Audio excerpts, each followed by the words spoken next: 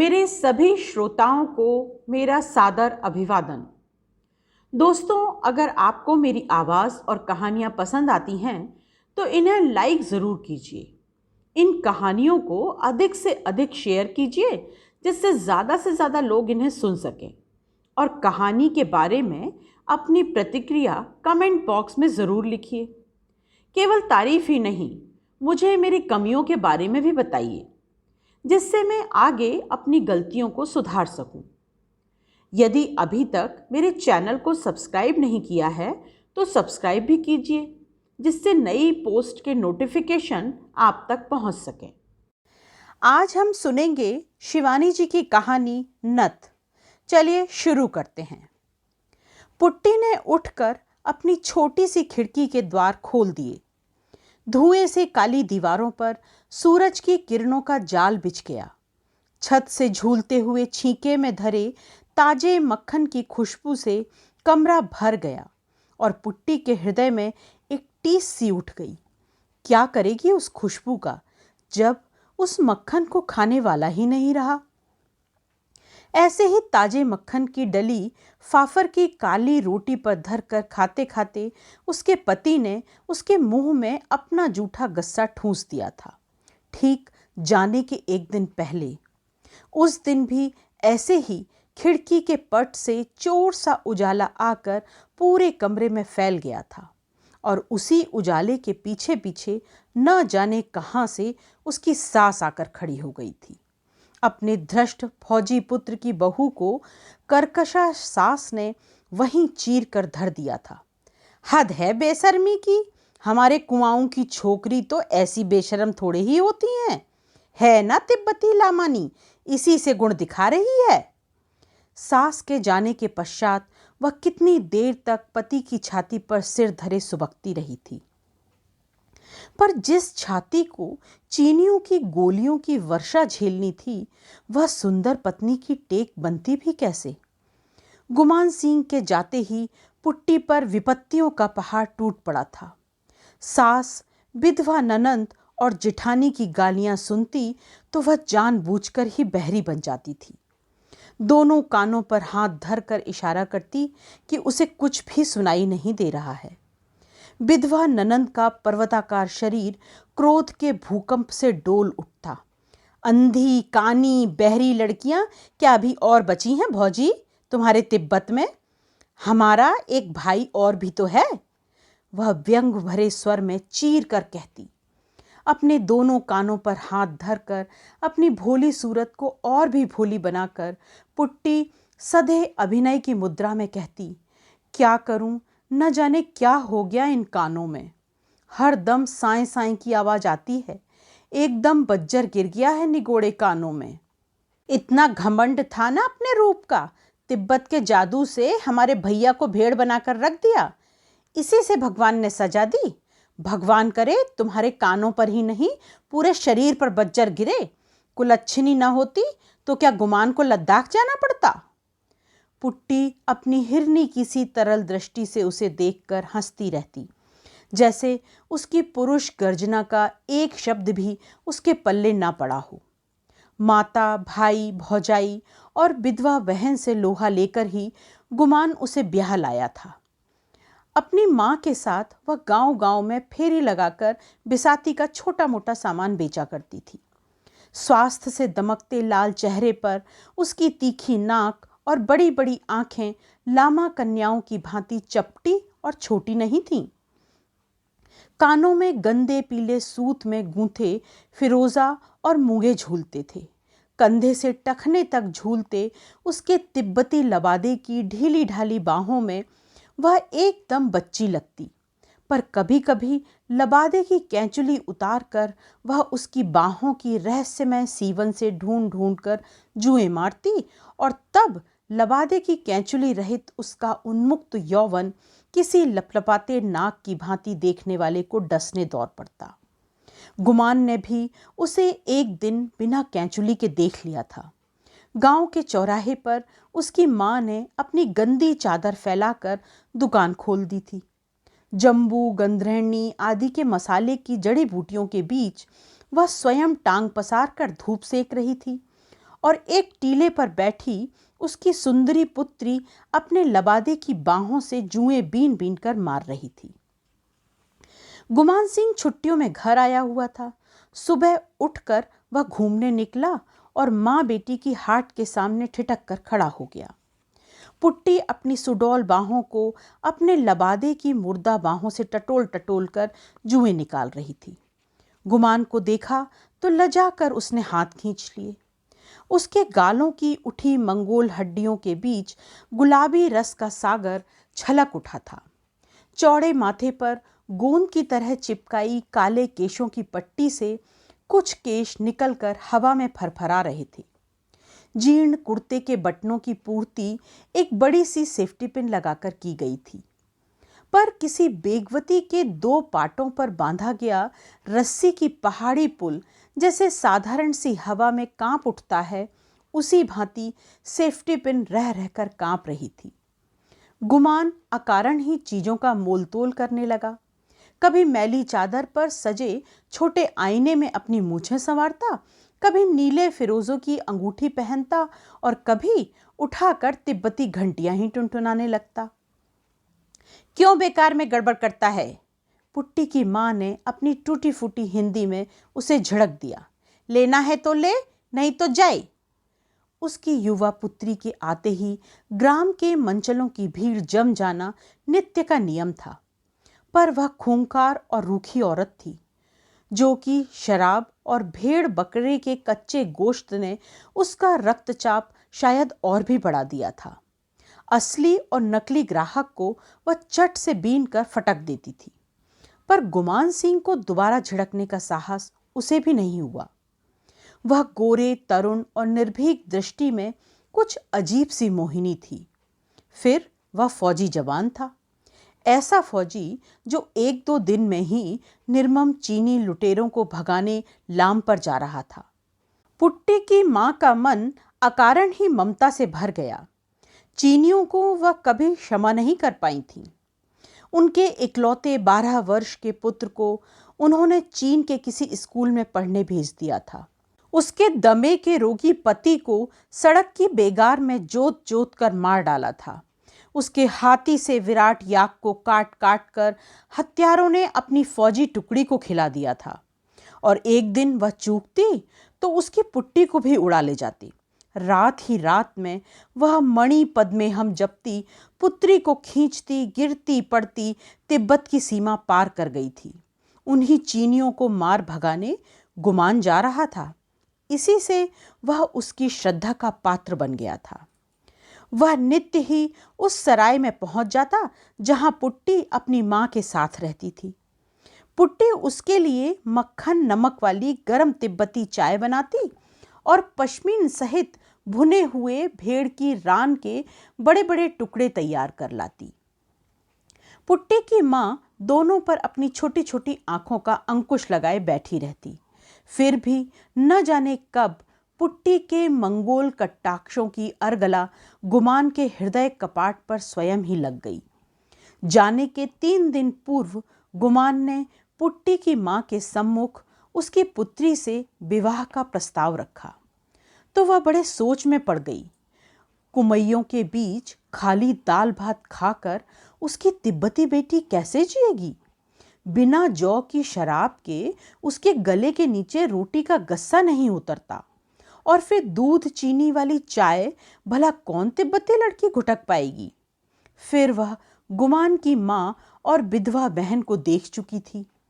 उस क्रूर बुढ़िया के शासन में उसकी पुट्टी घुल मिलकर रह पाएगी? नहीं। दृढ़ स्वर में अपना निश्चय प्रकट करने को उसने अपनी गर्दन ऊंची की तो देखा गुमान और पुट्टी दोनों दीन याचक की दृष्टि से उसे देख रहे थे। दूसरे ही क्षण पुट्टी की मां को ग्राम के मंचलों का ध्यान आया, जो भूखे व्याघ्र की भांति पुट्टी को किसी भी क्षण निगल जाने को तत्पर थे। उसने अपनी सहमति दे दी, पर अभी गुमान को अपनी मां, बहन और बिरादरी से मोर्चा लेना था। मां ने पहाड़ से कूद जाने की धमकी दी। बहन ने कहा वह फांसी लगा लेगी। पर तिब्बत की सुंदरी कन्या को लाकर जब गुमान 5 पंचों के सामने सीना तान कर खड़ा हो गया तो पंच भी सहम गए।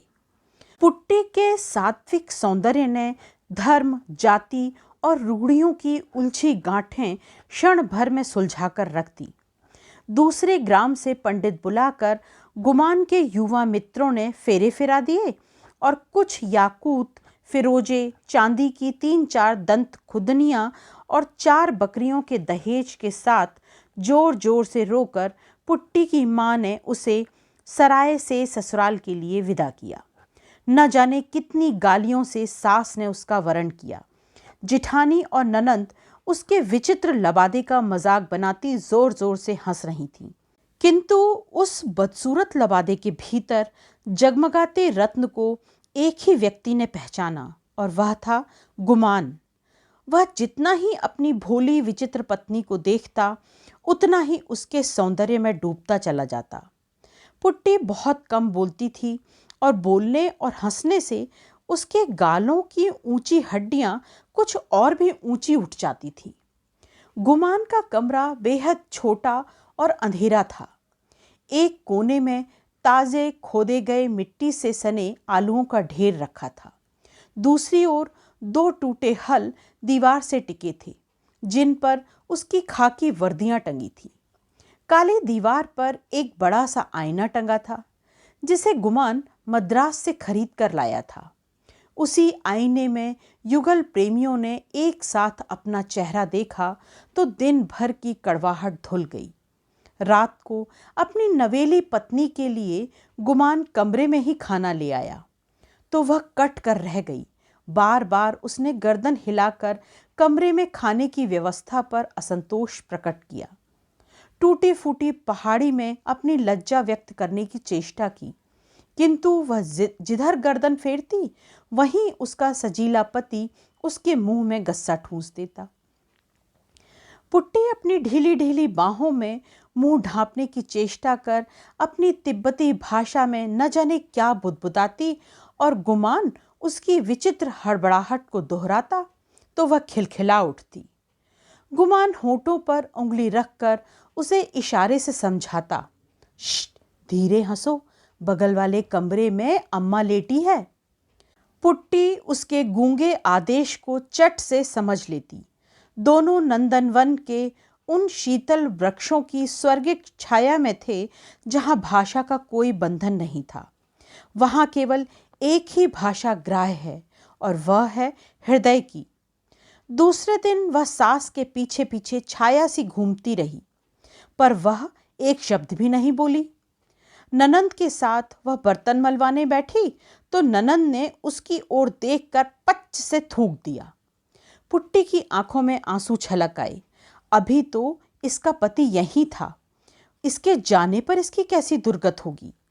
दूसरे दिन पुट्टी की माँ उससे मिलने आई। पुत्री के कुम्हलाए चेहरे को देखकर उनका जी भर आया। अपनी भाषा में फुसफुसाकर उसने पुट्टी के हृदय का भेद लेने की चेष्टा की पर पुट्टी सिर झुकाए खड़ी रही, कुछ नहीं बोली। उसके पीछे खड़ी उसकी सास और ननंद आग्नेय दृष्टि से उसकी मां को देख रही थी। किसी ने उससे बैठने को भी नहीं कहा। तब गुमान अपने मित्रों की टोली के साथ शिकार खेलने गया हुआ था। लौटने पर अपनी मां के अपमान की बात पुट्टी ने अपने तक ही सीमित रखी। इसी बीच गुमान के जाने का दिन आ गया। जाने से कुछ घंटे पहले उसने अपने खाकी कुर्ते में लपेटा गया एक रहस्यमय उपहार पुट्टी को थमा दिया। पुट्टी, इसमें तेरी पसंद की एक चीज लाया हूं पर अभी मत खोलना, समझी? और अकेले में देखकर इसे आलू की ढेरी के नीचे गाड़ कर रख देना। पुट्टी डबडबाई आंखों से पति के हंसमुख चेहरे को देखती रही। कहती भी क्या? अपने हृदय की व्यथा को वह अपनी ही तिब्बती भाषा में ठीक से व्यक्त कर सकती थी और उस भाषा के दुरूह शब्द उसका पति कैसे समझता? पतली मूछों के नीचे पति की मीठी हंसी के सपने देखती बेचारी आलू के ढेर पर सिसकती रही। एकाएक उसे पति के शब्द याद आए, इसे अकेले में देखना पुट्टी। हाथ की बादामी थैली को वह भूल ही गई थी। क्या लाया होगा गुमान। कांपते हाथों से उसने पोटली खोली और चौंक कर पीछे हट गई। पोटली से यदि काला नाग भी फन उठाए निकल आता तो भी वह शायद इतना नहीं चौंकती। पोटली से उसके पीले गोल चेहरे की परिधि से भी बड़ी पीले चोखे सोने की नथ झकझक दमक उठी। लाल, सफेद और हरे कुंदन का जड़ाऊ लोलक उसके हाथ का स्पर्श पाकर घड़ी के पेंडुलम सा डोल उठा। सहसा उसकी आंखें पति के प्रति कृतज्ञता से डबडबा आईं। एक दिन उसने ग्राम के प्रधान की बहू की नई नथ देखकर पति से आलू के इसी ढेर पर बैठकर एक नथ की फरमाइश की थी। हाथ के इशारे से ही उसने अपनी छोटी सुघड़ नासिका के इर्द गिर्द अंगुली से घेरा खींच खींच कर भूमिका बांधी थी। पहले गुमान समझा नहीं था और फिर कैसे ठठा कर हंस पड़ा था।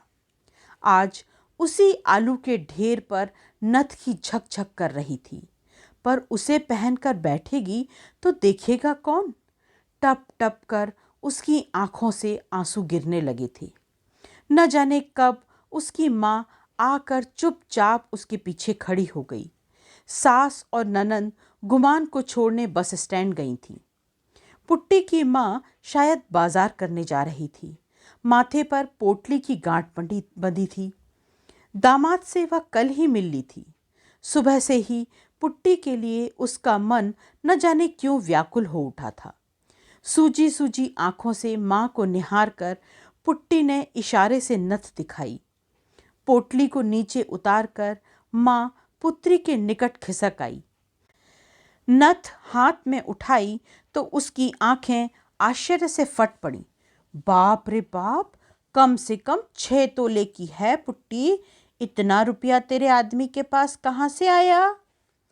क्या पता माँ, कह गए हैं अम्मा से बचाकर जमीन में गाड़ देना। पुट्टी की माँ की आंखों में समधिन के प्रति घृणा उभर आई। ठीक ही तो कह गया है, चुड़ैल अपनी बेटियों को दे देगी। ला ला, जल्दी से कुछ ला, गाड़ कर रख दूंगी, नहीं तो फिर बुढ़िया आ जाएगी। पर एक बार पहन तो ले बेटी, मैं भी देखूं। ऐसी नथ और ऐसा तेरा रूप, एक बार तो देख जाता अभागा। सुंदर पुत्री के सौम्य चेहरे पर नथ की शोभा देखकर उसकी आंखें भर आईं। डलिया में धरे टूटे दर्पण को निकालकर पुट्टी ने चटपट अपना चेहरा देखा तो स्वयं लाज से गड़ गई। छी, कहीं भी अच्छी नहीं लग रही हूं मैं। ऐसा कहकर वह माँ से अपने सौंदर्य की स्तुति बार बार सुनना चाह रही थी। तू अच्छी नहीं लग रही है तो कौन अच्छी लगेगी? तेरी खूसट सास। अच्छा ला, उतार नथ, मैं चट से गाड़ दूं। ऐसी चीज क्या बार बार बनती है? जब तक पुट्टी की सास और ननंद लौटी, माँ बेटी ने 2 हाथ गहरा गड्ढा खोदकर नथ को गाड़ दिया था। नथ का इतिहास माँ बेटी तक ही सीमित रह गया था। फिर धीरे धीरे युद्ध की दारुण विभीषिका में पुट्टी भटक कर रह गई। भांति भांति के भयावने समाचार सुनकर वह तड़प कर रह जाती। कभी सुनती कुआओं के असंख्य वीर जवानों के पावन रक्त के अबीर से नेफा और लद्दाख के वन वनांत रंग गए हैं। कभी सुनती नृशंस चीनी हत्यारों ने चारों ओर से घेर कर कुमाऊं रेजिमेंट की एक पूरी टुकड़ी को मोर्टार तोपों से भून दिया है।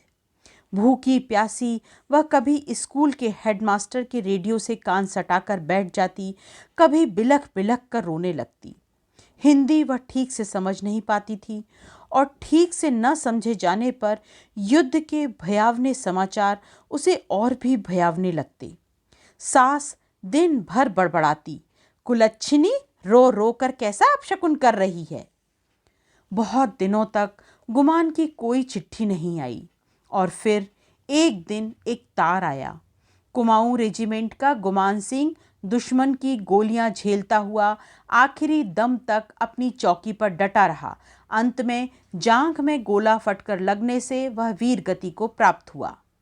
जब उसकी सास और ननंद छातियां पीटती हथिनी सी चिंघाड़ रही थीं, तब पुट्टी शांत प्रस्तर प्रतिमा सी आलुओं के ढेर पर बैठी थी। वही आलुओं का ढेर उसके प्रेम का ताजमहल था। उसी ढेर पर सौभाग्य ने उसका वरण किया था और आज वहीं वैधव्य का विषधर उसे डस गया था। एक एक आलू के साथ सहस्त्र स्मृतियां लिपटी पड़ी थीं। आलुओं की मिट्टी पर गुमान जाने के एक दिन पहले अपना और पुट्टी का नाम अंगुली से लिख दिया था।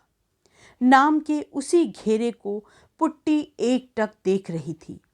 पुट्टी की माँ बिलखती आई, पर पुट्टी को देखकर स्तब्ध रह गई।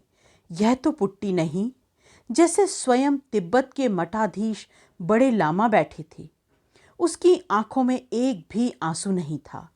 स्थिर दृष्टि उठाकर उसने अपनी माँ को देखा।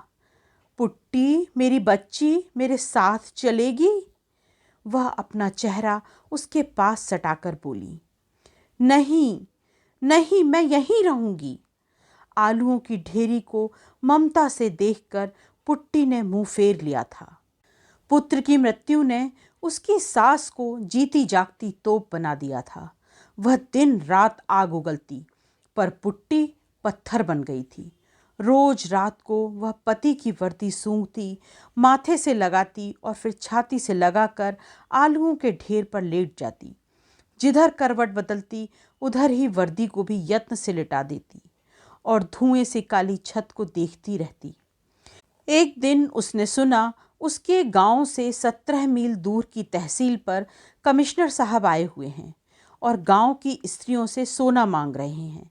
सोना जमा कर देश के लिए गोलियां खरीदी जाएंगी, बारूद आएगा और उसी गोली बारूद से चीनियों से लोहा लिया जाएगा। पर किसके पास इतना सोना होगा? पुट्टी ने सुना उसकी सास अपनी पुत्री से कह रही थी, हमारे दरिद्र गांव में तो 2 बेला 1 मूठ अन्न भी नहीं जुटता। मेरे पास तो 10 तोले की नथ है, पर क्यों दूं? इन्होंने तो मेरा बेटा ही छीन लिया। पुट्टी मन ही मन सास पर झुंझला उठी। इस बुढ़ापे में भी नथ का लोभ नहीं गया। उसकी आंखें सहसा अंधेरे कमरे में जुगनू सी चमक उठी। उसके हाथ स्वयं ही टटोल टटोल कर आलुओं के ढेर को हटाकर मिट्टी को खोदने लगी। गांव की तहसील में बड़ी भीड़ थी। कमिश्नर साहब ने अपने बंद गले के अफसरी कोट के बटन खोलकर बड़ा जोशीला भाषण दिया। उसमें उन्होंने यह भी उल्लेख किया कि किस प्रकार उसकी पत्नी ने अपनी गले की चेन खोलकर स्वेच्छा से रक्षा कोष की झोली में डाल दी थी। सभा में एक अजीब सी स्तब्धता थी। तभी भीड़ को चीरकर एक तिब्बती किशोरी बढ़ गई। उसके फटे लवादे की बाहों से उसकी बताशे सी सफ़ेद कोहनियाँ निकल आई थीं। तेजी से चलने के कारण वह अभी भी हाँप रही थी। ललाट पर पसीने की बूंदें उसके चंपई रंग को और भी मनोहारी बना रही थीं। जल्दी से हाथ की खाकी पोटली को कमिश्नर की थैली में डालकर वह भीड़ में खो गई। न उसे अपनी उदारता की घोषणा करने का अवकाश था और न ही कोई कामना। कमिश्नर महिषी की पतली आधे तोले की चेन नई सोने की नथ की कुंडली के नीचे न जाने कहाँ खो गई। बातों के धनी कमिश्नर की 70 मूछों को पुट्टी के आकस्मिक आगमन ने सहसा खींचकर नीचा कर दिया। अपनी पत्नी के सामान्य दान की ऊंची घोषणा का खोखलापन उन्हें स्वयं धिक्कार उठा। क्या वह पतली चेन उसकी पत्नी का एकमात्र आभूषण था? उनका 100 तोला सोना तो स्टेट बैंक के लॉकर से लाकर स्वयं उनकी मां ने कहीं गाड़ दिया था। युद्ध के दिनों में भला बैंक में सोना कौन धरेगा बेटा? मां ने कहा था। कांपते कंठ से उन्होंने भीड़ को सूचित किया, एक अज्ञात महिला अभी अभी यह नथ दे गई है। भीड़ में वह जहां कहीं भी हो, आकर इसकी रसीद ले जाएं। भीड़ में कोई भी महिला उठकर रसीद लेने नहीं आई। केवल नथ ही चमक चमक कर पुट्टी के सात्विक दान की रसीद अपने सुनहले अक्षरों में स्वयं लिख गई। हमारे देश के लिए सीमा पर लड़ते हुए अपना जीवन न्योछावर करने वाले वीर सैनिकों के परिवार के बलिदान की ये कहानी सुनकर आपका मन भी उनके लिए श्रद्धान्वित होगा।